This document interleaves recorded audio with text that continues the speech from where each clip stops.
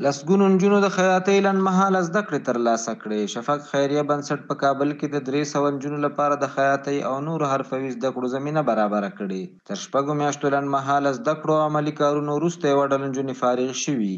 له دې وروسته به هغوی وکولی شي د ځان لپاره کوچنی کاروبار ایجاد کړي. برگزاری همچون برنامه برای خانم برای رشد خانم بسیار مفید است. ما تشکر میکنیم از خانم یلدا شفق که همچون برنامه را برای انداخته و امیدوار هستیم که همیشه همچون برنامه داشته باشیم تا بتوانیم خانم رشد کنند. ما دوره 6 ماه را تکمیل کردیم دیگه. بر 6 ماه بود خیاطی است دیگه. کسایی که یعنی علاقمند هستند یعنی خوش دارن میخواین بیاین به اینجا بر 6 ماه است.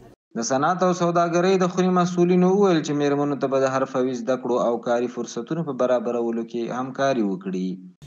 شما با اتاق تجارت و سرمایه گذاری افغانستان با اتاق تجارت خانم ها در ارتباط باشین. انشالله ما کوشش میکنیم که شما را طبق قانون و مقررات امارت اسلامی و طبق قانون و مقررات نافذه کشور بتانیم در نمایشگاه‌های داخلی و خارجی برای شما غرفات تهیه کنیم. د دې مراسمو ګډونوالو همدارنګه وویل چې د کورنیو د اقتصادي پیاوړتیا لپاره دا ډول روزنیز پروګرامونه ګټور دي او باید د ښځینه‌و لپاره هم د زده کړو او کار کولو زمینه برابره شي.